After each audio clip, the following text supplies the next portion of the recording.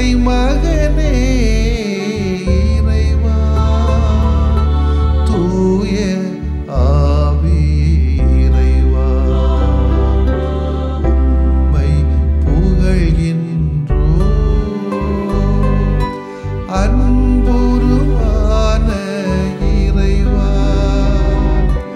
அகிலம் காக்கும் இறைவா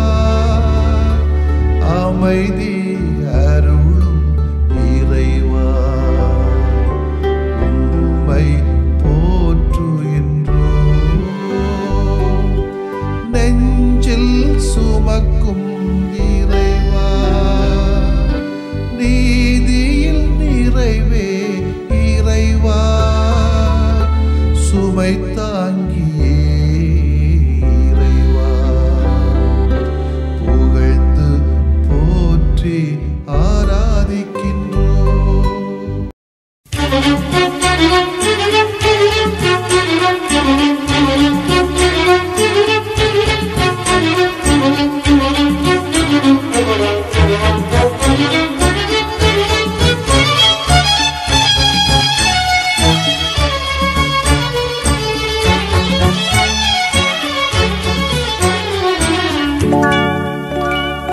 காக்கும் எந்தன் அன்பு தெய்வமே காலந்தோறும் கரங்கள் தாங்கியே என்னை காத்திடுவாய். காக்கும் எந்தன் அன்பு தெய்வமே காலந்தோறும் கரங்கள் தாங்கியே என்னை காத்திடுவாய்.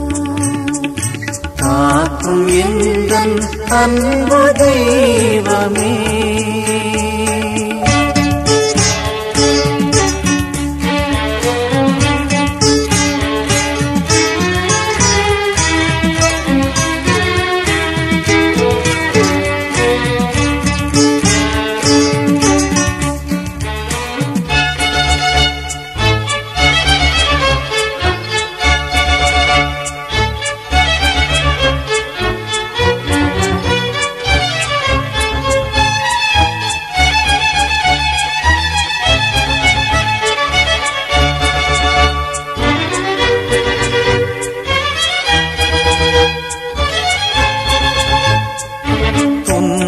துயரம் என்ற போது துணையாய் வந்த தெய்வமே. துன்பத்துயரம் என்ற போது துணையாய் வந்த தெய்வமே. உள்ளம் நொறுங்கி உடையும் வேளை உன்னை தேடி ஓடி வந்தேன். கருணை தெய்வமே கரங்கள் தாருமே.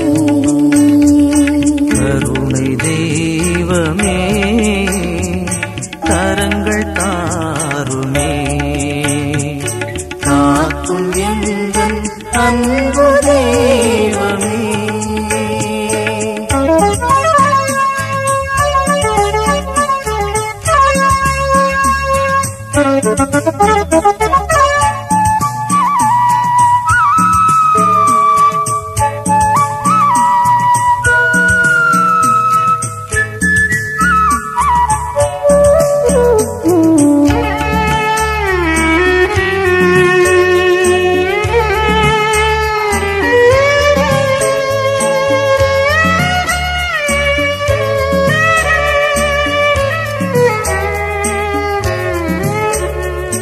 விடியல் நோக்கி நெருப்புத் தூணாய் பாலை நிலத்தில் நடத்தினாய். விடியல் நோக்கி நெருப்புத் தூணாய் பாலை நிலத்தில் நடத்தினாய். கடலை அடைய துடிக்கும் ஆராய் உந்தன் வழியில் நடக்க வந்தேன்.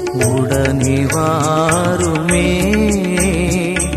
உதவி தாருமே. உடனே வாருமே உதவி தாருமே. காக்கும் எந்தன் அன்பு தெய்வமே. தெய்வமே காலம் தோறும் கரங்கள் தாங்கியே என்னை காத்திடுவாய். காக்கும் எந்தன் அன்பு தெய்வமே காலந்தோறும் கரங்கள் தாங்கியே என்னை காத்திடுவாய். காக்கும் எந்தன் அன்பு தெய்வமே.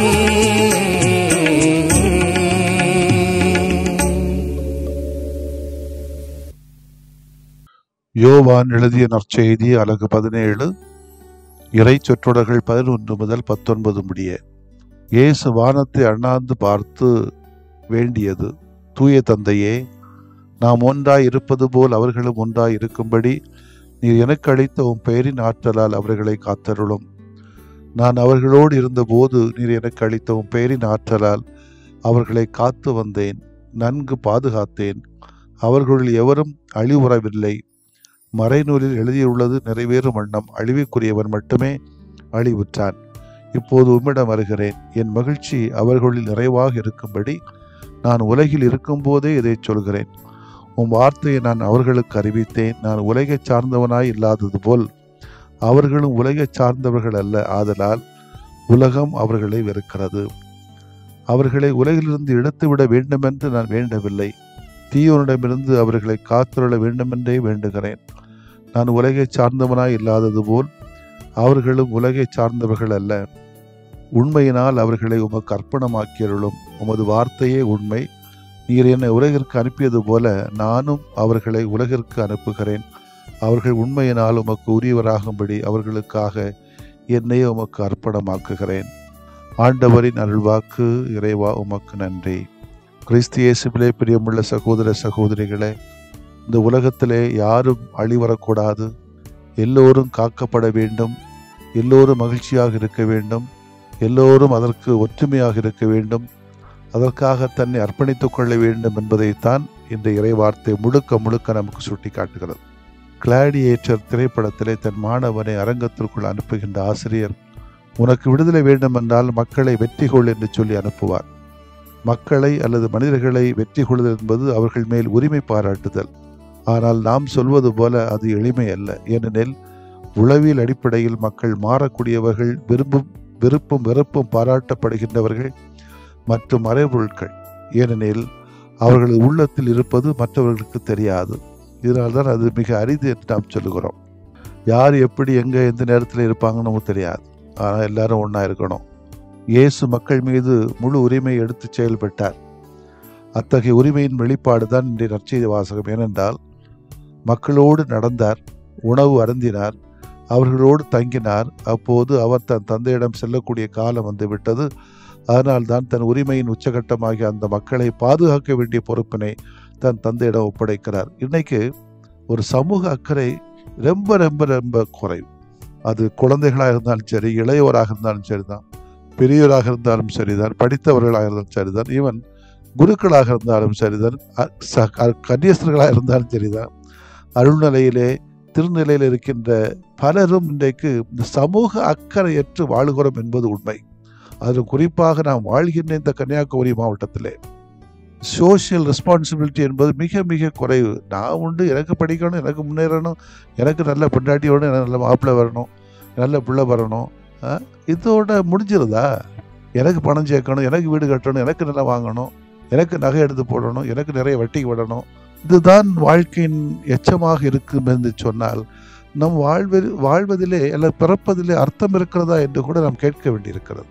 கண்டுகொள்ளாமை, சமூக அக்கறையின்மை, இதெல்லாம் நிச்சயமாக என்னை பொறுத்தளவிலே பாவமாக, ஒரு குற்றமாகத்தான் நான் பார்க்கிறேன்.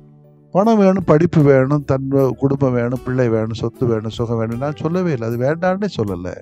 இதை தாண்டி நாம் ஒரு சமூக பிராணி என்பதனாலே ஏன் சமூக அக்கறையற்று வாழ்கிறோம்? பொய்யா, இது பொய்யன்னு சொல்ல தெரியணும்.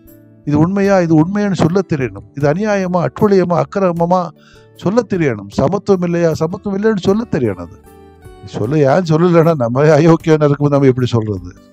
இது ஒரு பக்கம் ஒரு பார்வை இருக்கத்தான் செய்கிறது, இல்லை என்று சொல்லவில்லை. இது எந்த அளவிற்கு விளங்க வேண்டும் என்றால், கடவுள் தன் மகனிடம் ஒன்றாய் இருப்பது போல மக்களும் அவரோடு ஒன்றாய் இருக்க வேண்டும், தந்தை மகன் உறவு போல செயல்பட வேண்டும் என்பது இயேசுடைய ஆசை. எந்த அளவிற்கு என்று பார்க்கின்ற போது இயேசு எப்போதுமே கடவுளின் நிழலாக செயல்பட்டார். ஏனென்றால் தந்தை அனுப்பிய பணியாளர் தற்போது மக்களுக்காக தந்தையிடம் அவர்கள் உலகம் சார்ந்தவர்கள் அல்ல, உம்மை சார்ந்தவர்கள் என்று கூறி பாதுகாக்க வேண்டும் என்றார். காரணம், மக்களோடு மக்களாய் செயல்பட்டார். நாம் மற்றவர்களை காத்து கொள்ள நாம் முயல வேண்டும், சிந்திக்க வேண்டும், ஒரு சமூக அக்கறை நமக்கு வேண்டும். மூவர் இறைவன் 3 ஆட்களாக இருந்தாலும் தனித்தனியான செயல்பாடுகளை கொண்டிருந்தாலும் ஒரே மனநிலையில் செயல்படுகிறார்கள், ஒன்றாக இருக்கிறார்கள். எப்படி நாம் ஒரே மனதுடையவர்களாக செயல்படுகின்றோமோ அவ்வாறே உலக மனிதர்களும் ஒரே மனதுடையவராக செயல்பட்டால் இங்கே அமைதி நிலவும், மனிதர்கள் மகிழ்ச்சியாக வாழ்வார்கள் என்பதற்காகவே இயேசு எல்லா மனிதர்களுக்கும் சேர்த்து தந்தையிடம் ஜெபிக்கிறார். ஒரே மனதுடையவர்கள் எல்லோரும் ஒன்றாக இருக்க வேண்டும் என்று விரும்புகின்றவர்கள் இயேசு குறிப்பிடுவதைப் போல இந்த உலகத்தை சார்ந்தவர்களாக இருக்க முடியாது. 2 மனிதர்கள் ஒரே இடத்தில் வாழும்போதே இங்கு பிளவுகள் இருப்பதுதான் உலக நியதி. இங்கே மனிதர்கள் தனித்தனியாக குழுவாக மதத்தின் அடிப்படையில், சாதியின் அடிப்படையில், மொழியின் பெயரால், நிலத்தின் பெயரால், குடும்பத்தின் பெயரால் பிரிந்து வாழ்கிறார்கள். சண்டையிட்டு உயிரை மாய்த்துக் கொள்கிறார்கள். ஏன் ஊருக்குள்ளேயே, குடும்பத்துக்குள்ளே, நட்புக்குள்ளேயே, அமைப்புக்குள்ளேயே, திருச்சபைக்குள்ளே, சமூகத்துக்குள்ளே பல்வேறு பிளவுகள், பாகுபாடுகள் இருப்பதை நாம் கண்கூடாக காண்கிறோம். யாரேனும் ஒற்றுமையை விரும்பினால், ஒன்றாக இருக்க வேண்டும் என்று முன்னெடுப்புகளை எடுத்தால் அவர்களை இந்த உலகம் விரும்புவது இல்லை. பிளவுகளை ஏற்படுத்துவோரை தலைவராக கொண்டாடுவது தான் இயல்பாக மாறிவிட்டது. அதுதான் இன்னைக்கு நடக்குது, பிரித்து ஆளுகிறது. டிவைட் அண்ட் ரூல் செய்யக்கூடிய ஆட்கள் தான் இன்னைக்கு பெரிய பெரிய தலைவர்களாக கருதப்படுகிறார்கள். அசிங்கம், அநியாயமாக தெரிகிறது. குறைந்தபட்சமேனும் நமது குடும்பங்களில் உறவினர்கள் மத்தியில் உள்ள பிளவுகளை களைந்து வாழுகிற சிறிது காலத்திலே உறவினர்களோடு மகிழ்ச்சியாக இயேசுவின் சீடர்களாக வாழ முயற்சி எடுப்போம். உனது இறைவன் உன்னை காக்கிற தேவன், அவர்களை காத்தருளும், அவர்களை காத்து வந்தேன், நன்கு பாதுகாத்தேன், இது உன் இறைவன் இயேசுவின் ஜெபம் என்று சொன்னார். நீயே அந்த அவர்கள். உன்னை காப்பதில் உன் இறைவனுக்கு அவ்வளவு ஆர்வம் இருக்குது என்பதை நாம் புரிந்து கொள்ள வேண்டும். இந்த ஏழை கூவி அழைத்தான், ஆண்டவர் அவனுக்கு செவி சாய்த்தார், அவர் எல்லா நெருக்கடி நின்றும் அவனை விடுவித்து காத்தார் என்று சொல்லப்படுகிற திருப்பாடல் 34.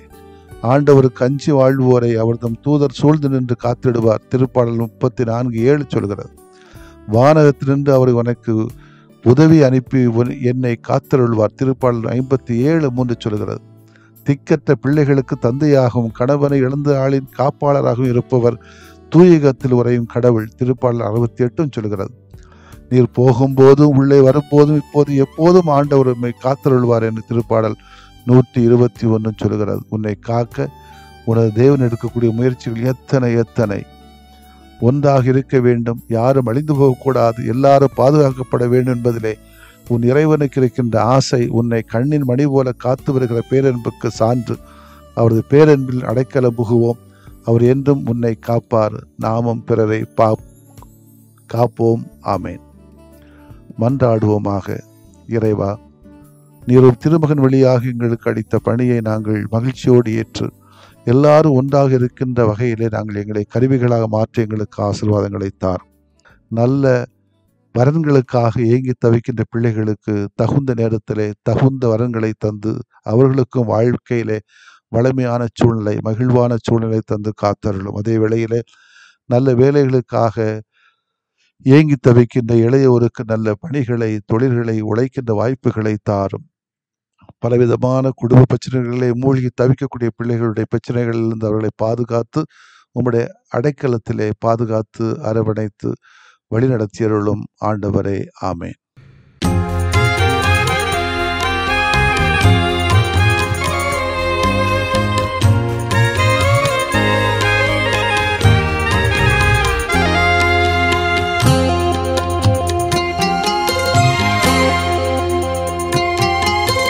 நம்பினேன் ஆண்டவரே நலம் தாருமே, நம்பினேன் ஆண்டவரே நலம் தாருமே.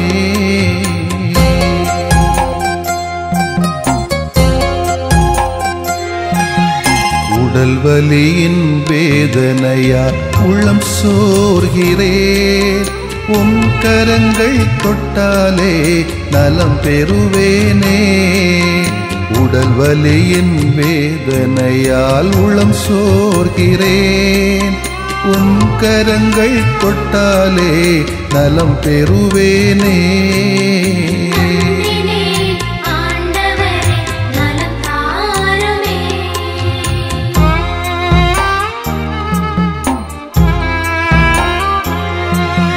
தீராத தலைவலியால் நிலைகுலைகின்றேன்.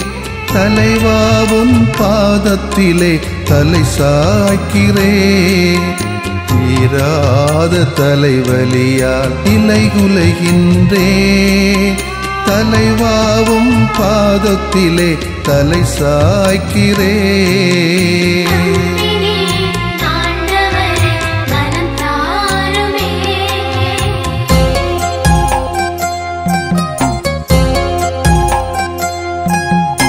மூட்டுவலி முதுகுவலியால் வீழ்ந்து கிடக்கின்றேன். முகம் வாடி உமை நோக்க தூக்க வாருமே. மூட்டுவலி முதுகுவலியால் வீழ்ந்து கிடக்கின்றேன். முகம் வாடி உமை நோக்க தூக்க வாருமே.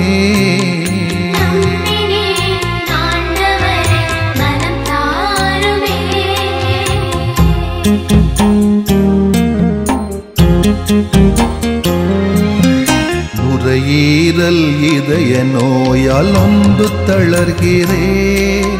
நல்ல தேவா உம் இரக்கம் இறந்து கேட்கிறேன்.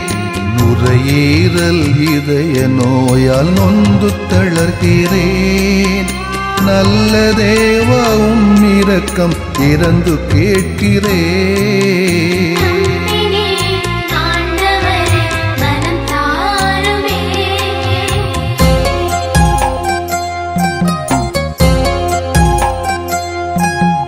பார்வையும் செவித்திறனும் குறைய காண்கிறேன். பாசமான தெய்வமே என்னை பாருமே. பார்வையும் செவித்திறனும் குறைய காண்கிறேன். பாசமான தெய்வமே என்னை பாருமே.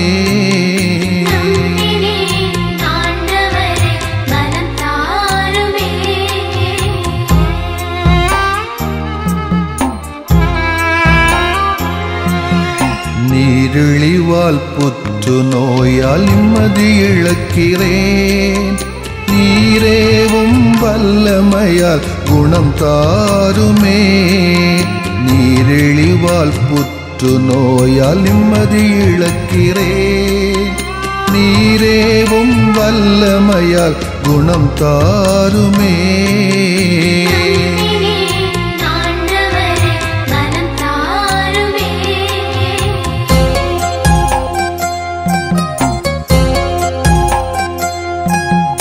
வாட்டும் நோய்கள் அனைத்தும் பாதம் ஒப்படைக்கிறேன்.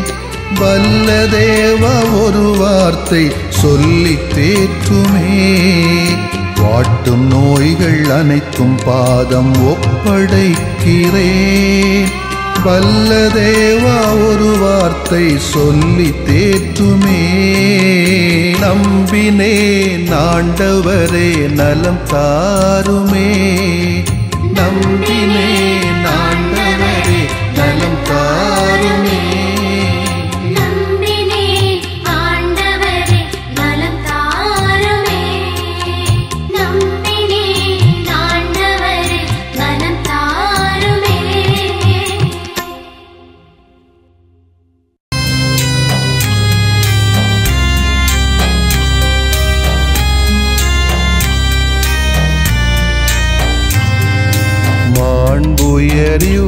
அருளடையாளத்தை தாழ்ந்து பணிந்து ஆராதிப்போம். பழைய நியம முறைகள் அனைத்தும் இனி மறைந்து முடிவு பெறுக. புதிய நியம முறைகள் வருக. புலன்களாலே மனிதன் இதனை அறிய இயலா குறைகள் நீக்க நம்பிக்கையின் உதவி பெறுக.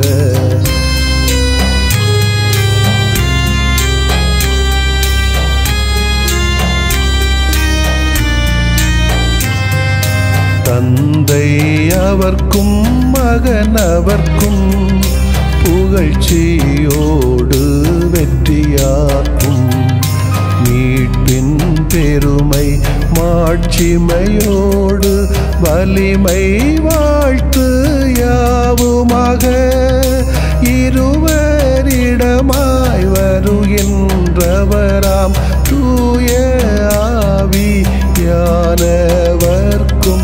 அளவில்லாத சமப்புகழ்ச்சி என்றுமே உண்டாகுக. ஆமென். வானென்று அவர்களுக்கு அப்பமளித்தீரே, இனிமையெல்லாம் தன்னகத்தில் கொண்ட அப்பம் இதுவே. மன்றாடுவோமாக. இறைவா, இந்த வியப்புக்குரிய அருளடையாளத்திலே உம்முடைய பாடுகளின் நினைவு எங்களுக்கு விட்டு சென்றீ. உம் திருவுடல் திருரத்தமாகியவற்றின் தூய மறைவருளை வணங்கும் நாங்கள் உமது மீட்பின் பயனை இடைவிடாமல் துய்த்து உணர்ந்து மகிழ அருள்வீராக. தந்தையாகிய இறைவனோடும் தூய ஆவியாரின் ஒன்றிப்பில் இறைவனா என்றென்றும் வாழ்ந்து ஆட்சி செய்கின்ற உம்மை மன்றாடுகிறோம்.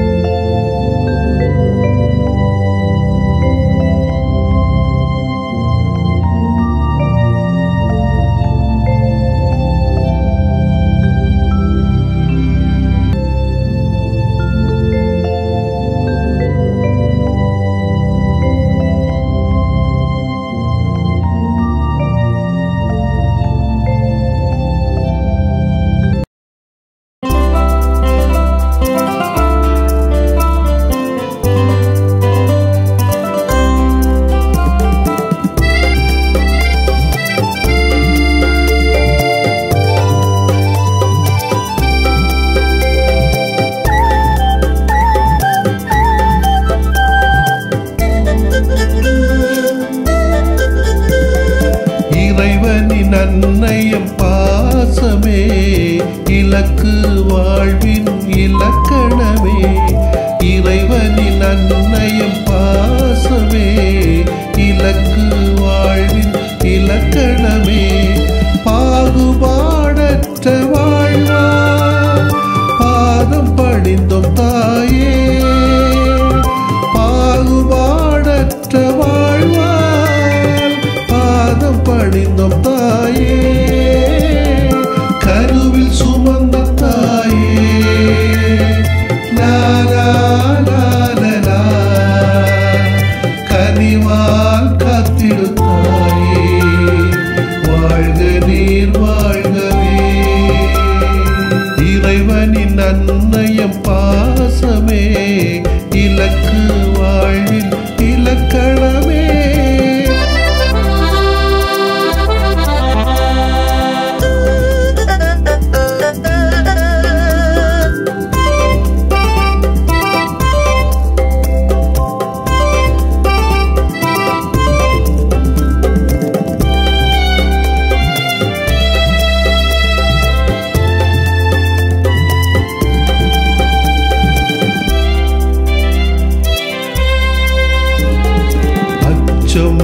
அகற்றும் தாயம்மா, அன்பில் நிறைந்த தாயம்மா, அச்சம் அகற்றும் தாயம்மா, அன்பில் நிறைந்த தாயம்மா, அமைதி எமக்கு அருளம்மா, ஆறுதலும் நீயம்மா, அமைதி எமக்கு அருளம்மா, ஆறுதலும் நீயம்மா, கருவில் சுமந்த தாயே லாலா லாலா, கனிவால் காத்திடு தாயே, வாழ்க நீர் வாழ்கவே, இறைவனின் அன்னையம் பாசமே, இலக்கு வாழ்வின் இலக்கணமே.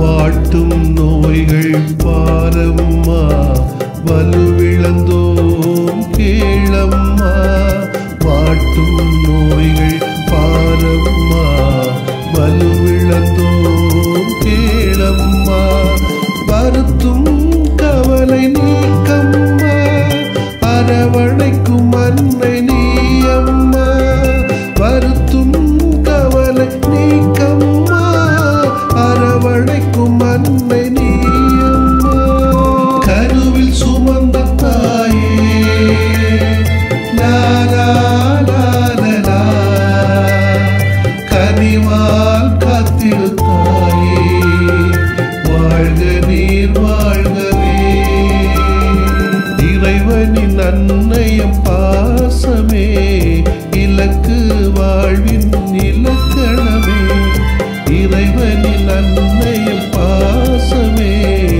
இலக்கு வாழ்வின் இலக்கணமே. நிலையான புகழுக்குரிய தூய இறை நன்மைக்கு எல்லா காலமும் தொழுகையும் புகழும் போற்றியும் ஆட்சிமையும் உண்டாக கடவது, போற்றியும் ஆட்சிமையும் உண்டாக கடவது. தந்தை, மகன், தூய ஆவியாரின் பெயராலே ஆமென்.